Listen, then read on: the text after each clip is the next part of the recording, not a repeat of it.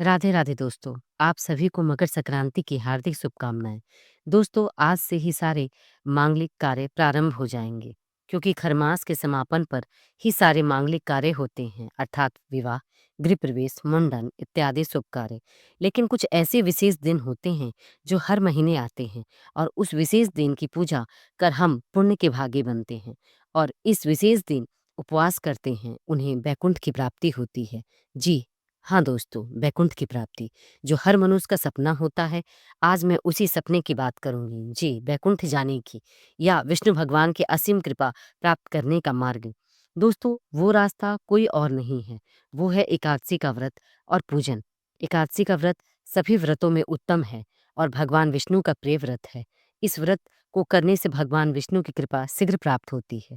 दोस्तों, एक वर्ष में कुल 24 एकादशी होती है। हर महीने 2 एकादशी पड़ती है, एक शुक्ल पक्ष में और दूसरी एकादशी कृष्ण पक्ष में पड़ती है। तो 12 महीने में कुल 24 एकादशी होती है। इस एकादशी का व्रत करके साधक भगवान विष्णु के निकट आ जाता है। दोस्तों, आप सोच रहे होंगे कि आखिर यह एकादशी कौन है? तो चलिए आज एकादशी के जन्म की कहानी सुनाती हूँ। तो यह एकादशी कोई और नहीं, स्वयं विष्णु भगवान के अंदर से निकली है, अर्थात उनकी ही प्रतिरूप है। एक समय की बात है कि सतयुग के आरंभ में एक मोर नामक राक्षस का जन्म हुआ। वो काफी शक्तिशाली और पापी राक्षस था। उसने मानव और साधु संतों को काफी परेशान कर रखा था। वो सबको अपने अधीन कर अत्याचार करने लगा था। उसने सोचा, क्यों न मैं देवों को भी अपने अधीन कर देवलोक को में अपना राज्य स्थापित कर लूं। यह सोचकर इंद्रदेव समेत सभी देवताओं से युद्ध में जीत गया और उनको देवलोक से निकाल दिया। सारे देवता भयभीत हो भगवान शिव के पास गए। तब भगवान शिव ने उन्हें विष्णु भगवान के पास जाने की सलाह दी। तब सभी भगवान विष्णु जी के पास गए और सारी बात बताई। तब भगवान विष्णु राक्षस मोर से युद्ध करने गए।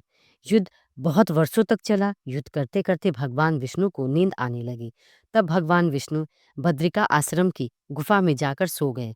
तब राक्षस मोर ने सोचा, भगवान विष्णु सो रहे हैं, क्यों ना मैं इन्हें सोते समय ही मार डालो। ऐसा सोच जैसे ही राक्षस मोर ने अपने तलवार उठाए, वैसे ही भगवान विष्णु के शरीर से एक कन्या उत्पन्न हुई और उसने तुरंत ही मोर का वध कर दिया, अर्थात मार डाला।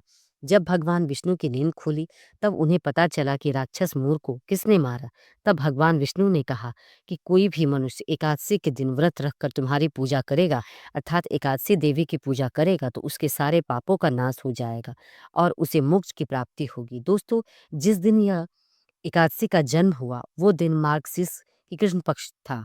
उस दिन देवी एकादशी का जन्म हुआ, इसलिए उस एकादशी को उत्पन्ना एकादशी भी कहते हैं, और उसी दिन से एकादशी का व्रत प्रारंभ हुआ। दोस्तों, जिस दिन एकादशी देवी उत्पन्न हुई, वो दिन रविवार था।